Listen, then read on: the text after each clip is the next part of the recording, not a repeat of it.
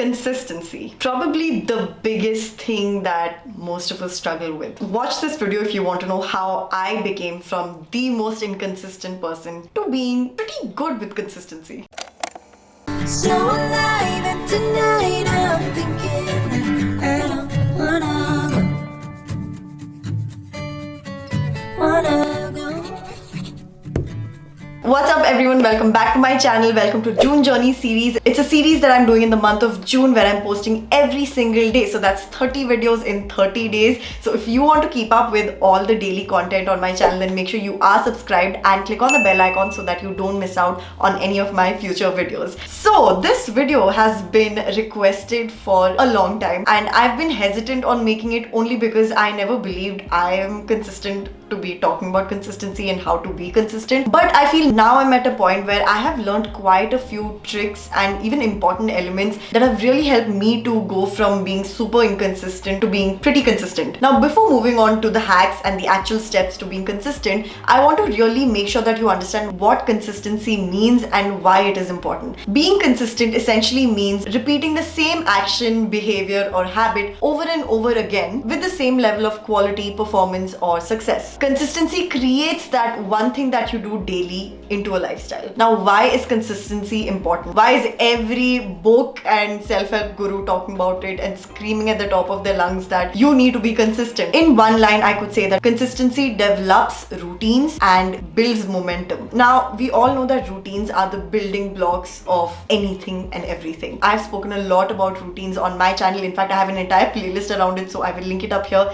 in case you are interested. But yeah, basically a good routine is what builds a foundation for starting your business or to develop a new habit or to achieve any goal for that matter. I feel to achieve goals, it's not just important to put in effort, it's important to put in consistent effort. That consistent is the key word here. I have had my YouTube channel for about 5 years, so that's a long time. For many years, I kept thinking I'm putting so much effort, why am I not seeing results? But what I personally didn't realize is that I was putting so much effort, but it was never consistent effort, which is what I started doing since last year, and well, the results are out there for you to see. So now I believe you know the importance of consistency, what it means, why you really should be including consistency as a big part of your life to achieve anything. So now let's move on to some of the ways that I started being consistent and I just feel are very important to build the habit of being consistent. First, I'll talk about 3 important elements to start off with, and then I'll move on to some hacks and tricks that have really helped me being consistent. The first important element or first step that you need to be doing is to set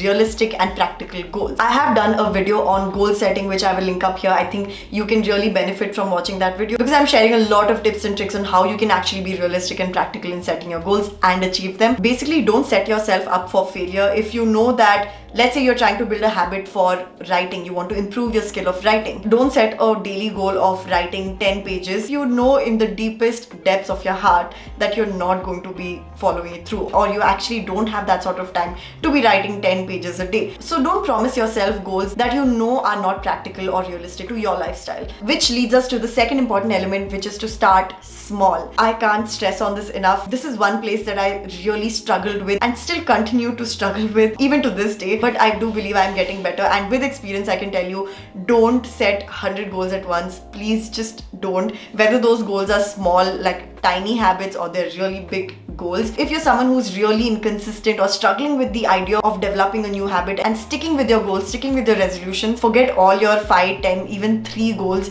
Start with one. Try being consistent with that one habit, with that one goal for at least a month, for at least 2 months, and just ease yourself into it instead of just forcing your body into all these new changes in your lifestyle, which you know you're just setting up yourself for further failure. Which again leads me to the third important element to being consistent, and that is to create a good routine that works for you. Now, I'm not going to go a lot into detail about this point because I have done a separate video on it. I will link it up here in case you haven't watched it. That's the way I go about forming my own routine that works for me. Like I mentioned in the intro, routines are the foundations of achieving anything in your life, whether that's the smallest of habits to the biggest of goals. So it's important that you set realistic goals, start small, and put those small habits or actions or behaviors into your daily life, into your daily routine. That's how you start being consistent, right? So if you don't set a good routine for yourself, you're again just setting yourself up for immediate failure. Now that we're done with the important elements to just start being consistent, let's move on to some of the tips and hacks that have really worked well for me. Number one is to have an accountability partner. Yes, I know many people just run away from this term altogether, but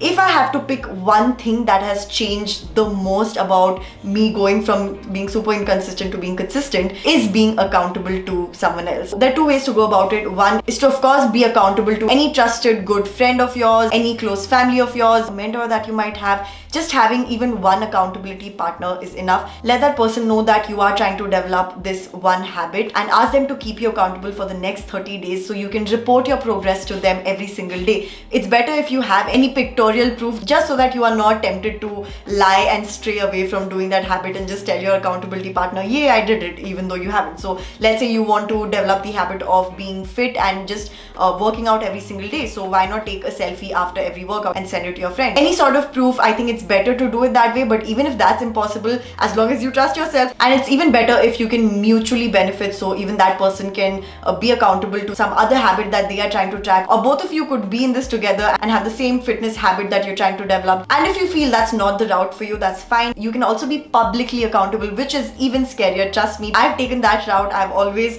just gone out there, told people that I'm going to do things, then I have that sort of pressure to be doing this because, well, everyone's expecting me to do it. June Journey series is the biggest example. I just announced it on my live stream that I'm making 30 videos in 30 days. Of course, now I'm at a point where I thankfully, very fortunately, have so many of you to keep me accountable and hold me accountable.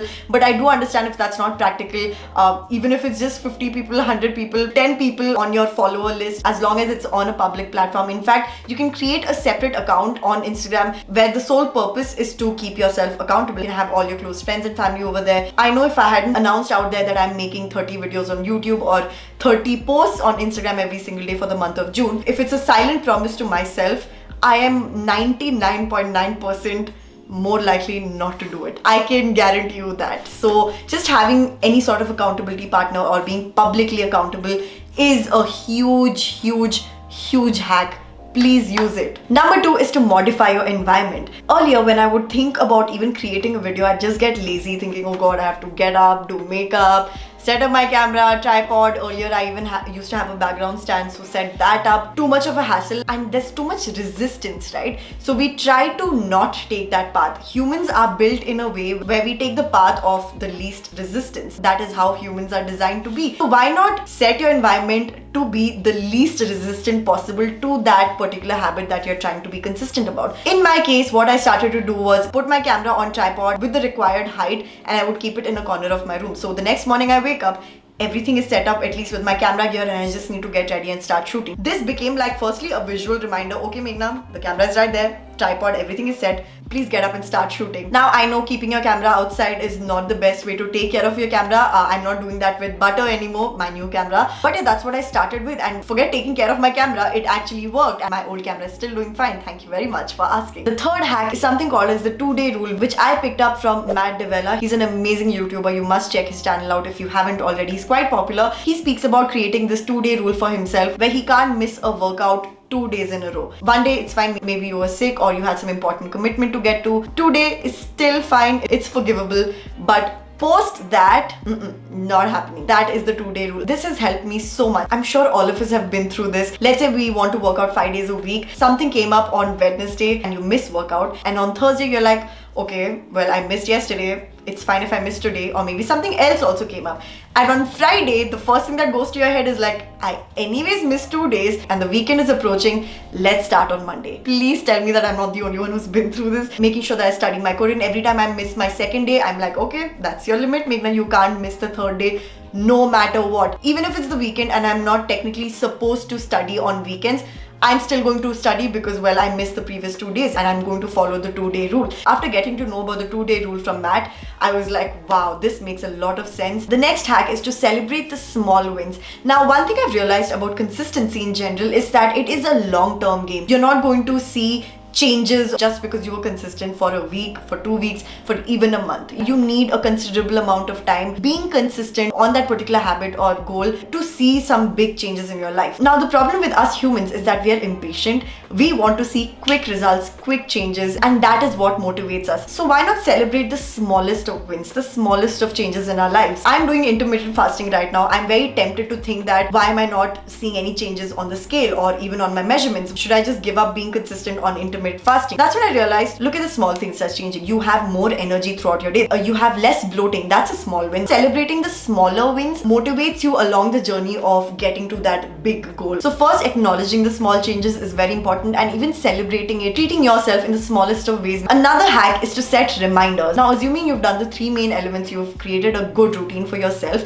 sometimes you do need those small nudges and reminders where when you look at it, you're suddenly like, oh, today you forgot to do your journaling. Why not get to it now? It's a very small, tiny thing. Like I said, it is all these tiny, small changes that you bring into your life that finally yield the big results. So even making these small changes of having daily reminders on your phone, computer, laptop, wherever that is, of that one habit that you're trying to inculcate in your life can be a constant reminder for you to be consistent and just remind you of your why. Which leads me to my last point, and that is to build willpower. Yes, being consistent is about being self-motivated, it's about being self-disciplined, and it is definitely a lot about your willpower. For me personally, it really stems from why am I trying to do it? You know, I don't think we should ever go into building a new habit or trying to achieve a new goal without knowing why you're doing it. I mean, why would you even do that? Why you're trying to get fit, why you're trying to learn guitar, why are you trying to start your business? You know, all these things, those whys are what really builds that willpower, builds that self-discipline, builds that self-motivation. And of course, the previous points that I mentioned will help you with that, but also know that it gets easier with time. So when you start with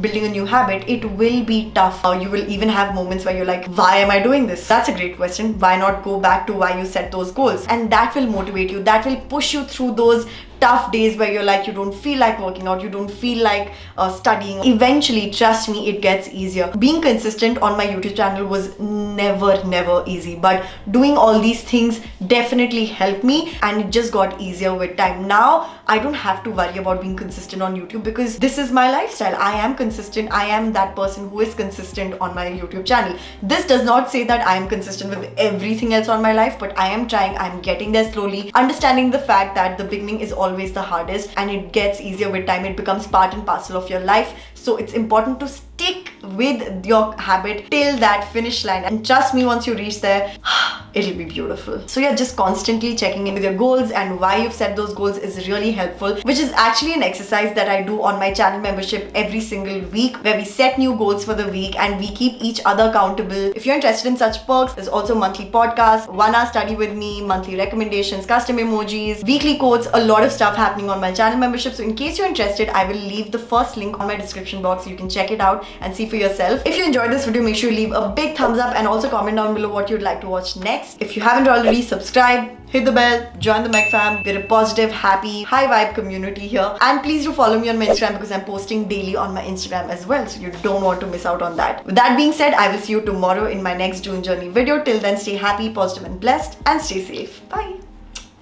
Oh, this is everything with you right next to me. So alive, and tonight I'm thinking.